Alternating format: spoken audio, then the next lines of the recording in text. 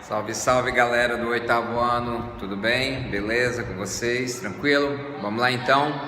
Pessoal, nosso primeiro módulo vai tratar sobre Revolução Científica e Iluminismo, correto? Beleza? Vocês lembram que ano passado, no sétimo ano, a gente terminou o ano estudando sobre a Conjuração Baiana, a Conjuração Mineira, e isso tinha grande influência do Iluminismo, né? Então, a partir desse ano agora, a gente vai se concentrar no que estava acontecendo na Europa e como isso refletiu no Brasil, beleza? Mas para a gente estudar sobre a Revolução Científica, Iluminismo e Idade Moderna, a gente tem que dar uma revisadinha na Idade Média. Vocês lembram que a Idade Média ela era marcada pelo teocentrismo, né? A igreja, né? Onde dominava todo o conhecimento da época,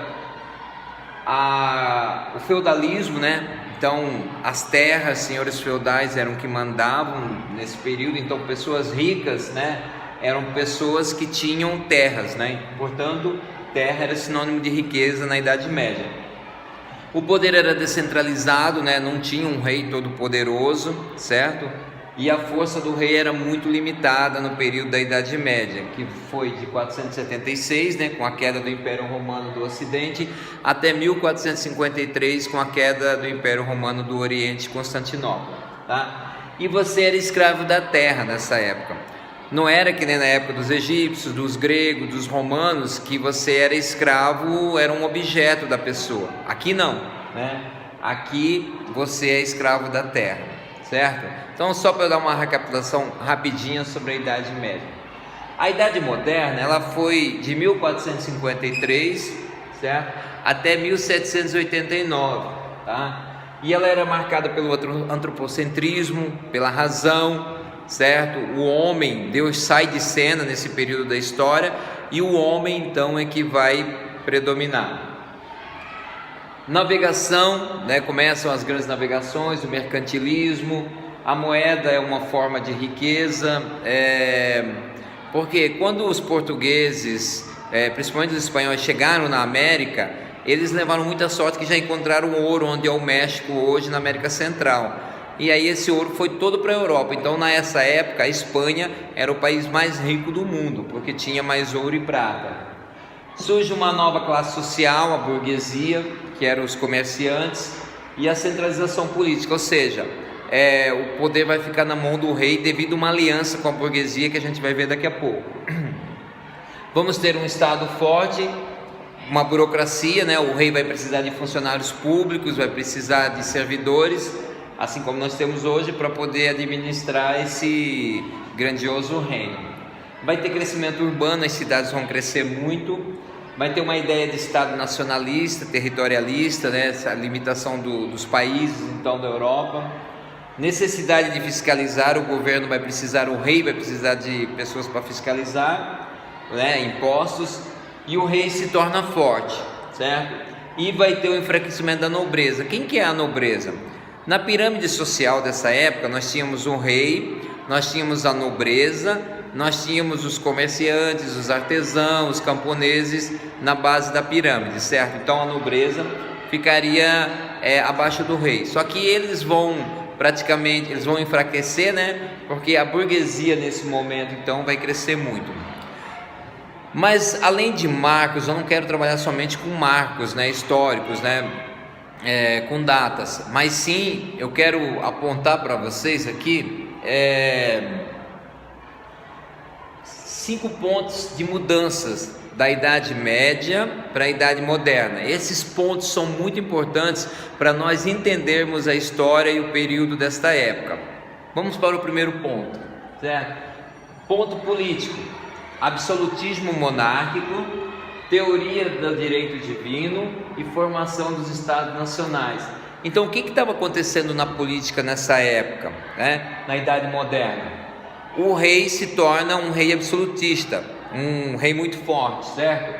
E tem a teoria do direito divino, que era uma teoria que se o rei estava naquela posição, naquele lugar, como rei, é porque era da vontade de Deus. E isso a gente vai encontrar na Bíblia também com o apóstolo Paulo. O apóstolo Paulo fala que toda autoridade é dada por Deus. Então, segundo essa teoria divina, se o cara é um governante, se ele é um rei, se ele é um imperador, é porque é da vontade de Deus.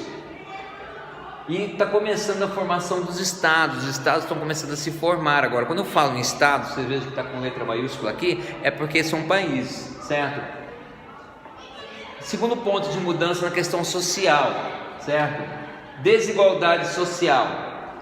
É uma desigualdade social muito grande. Os pobres são cada vez mais pobres e os ricos cada vez mais ricos. E a burguesia está enriquecendo devido ao comércio que eles fazem. Na religião, nós tivemos a reforma protestante com Martinho Lutero, quando ele vai lá e prega as 95 teses, né,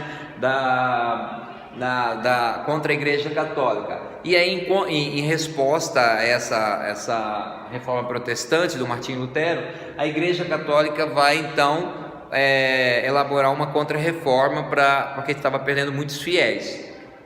No campo cultural, o renascimento cultural, o antropocentrismo e o racionalismo. Então, o homem como centro de tudo, certo? E na economia, expansão marítima e mercantilista, né? A descoberta de novas terras, de novos continentes, a exploração da América com a escravidão dos africanos, que vem para o Brasil, não só para o Brasil, mas também para a América Central e América do Norte, para trabalhar como escravos. Então, esses 5 pontos de mudança são muito importantes que vocês entendam.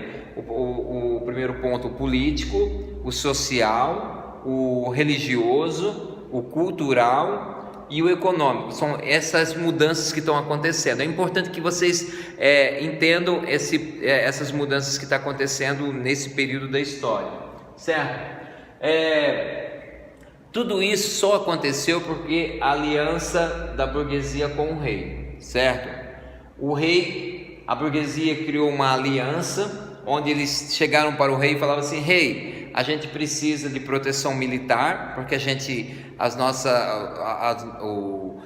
mercadorias estão sendo roubadas, né, no comércio, assim como a gente precisa hoje de policiais nas ruas. A gente precisa de medidas de consolidação, pesos, medidas, né, moedas, porque, por exemplo, um litro de uma garrafa de vinho na Espanha tinha uma medida, na Inglaterra tinha outra, na França tinha outra. Os pesos também precisava colocar tudo no mesmo padrão, certo? E protecionismo alfandegário. Então a burguesia colocou isso aqui para o rei, o que eles precisavam. O que é protecionismo alfandegário? Ou seja, por exemplo, um francês não queria que um inglês fosse lá vender mercadoria mais barata no país dele, né? Assim como acontece também aqui, um exemplo nosso aqui é com o Paraguai, né? Você tem, quando vai no Paraguai fazer determinada compra, você tem uma cota, você não pode comprar mercadorias lá mais barata e vender aqui no Brasil, né? Isso é proibido, certo? Então isso é protecionismo alfandegário. E o rei, então, com isso ele acaba tendo poder político e econômico, porque a burguesia vai dar dinheiro para o rei, certo? E o rei vai montar um exército forte com o uso da violência. Por quê? Por que o rei monta um exército forte? Porque como um rei na Idade Média, como nós vimos, ele não era poderoso, o poder não era centralizado na mão dele, quem mandava nessa época eram os senhores feudais. Então havia muita briga, né? muita rivalidade entre os senhores feudais. E aí, de certa forma, o rei não tinha como apaziguar essas lutas, essas batalhas entre os senhores feudais, porque não tinha um exército forte. Mas como a burguesia deu dinheiro para ele conseguiu então montar um exército forte, certo? Quem que eram os principais pensadores dessa época, né? Quem que eram os principais pensadores? O Francis Bacon, com o empirismo, né? O empirismo é a experiência. Por exemplo, um exemplo de experiência bem simples: eu não preciso colocar a mão no fogo para dizer que queima, eu sei por experiência que queima. O René Descartes, com a famosa frase dele aqui, né? Penso, logo existo, a ideia de dúvida. E o René Descartes também, na matemática, ele vai ser muito importante, porque ele que vai criar aquele processo de você resolver um cálculo, uma equação, começando do simples para o mais complicado, tá? O René Descartes vai ter uma importância muito grande. E o Isaac Newton, onde ele vai dizer que o mundo é regido por leis matemáticas, né? O Isaac Newton e a ideia da lei da gravidade, né? O que é a lei da gravidade, né? Eu pego essa tampa de caneta aqui, eu jogo e ela vai descer, né? Tudo que sobe desce, certo? Então a lei da gravidade do Isaac Newton. Diz a lenda que ele descobriu a lei da gravidade porque ele estava sentado debaixo de um pé de maçã e de goiaba, também não lembro bem ao certo, e caiu uma fruta e aí ele começou a estudar a lei da gravidade, certo? E o iluminismo, então, para encerrar, o que seria uma base ideológica, né? A palavra iluminismo vem de iluminar, né? Os pensadores iluministas seriam esses, e são ideias usadas para convencer as pessoas a lutarem. Então, o que seria uma base ideológica? São ideias usadas para convencer as pessoas a lutarem por determinada causa, determinado motivo, certo? E tem outras ideias iluministas também, certo? A crítica à igreja, eles criticavam muito a igreja nesse período. Defesa dos direitos naturais do homem, certo? Também são ideias iluministas. Que todo homem nasce, né? Até está na nossa Constituição, né? Que todos somos iguais perante a lei, independente de cor, de credo, religião. Contra o absolutismo, limitar o poder do rei, eles vão lutar contra o poder do rei, os iluministas. Livre-arbítrio, né? Arbítrio.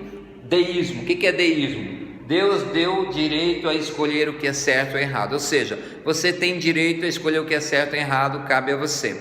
Tá bom, pessoal? Então isso aqui é só um resumo do nosso primeiro módulo. Eu vou estar depois tirando dúvidas para vocês ali no WhatsApp com relação aos exercícios conceituais e os exercícios contextualizados.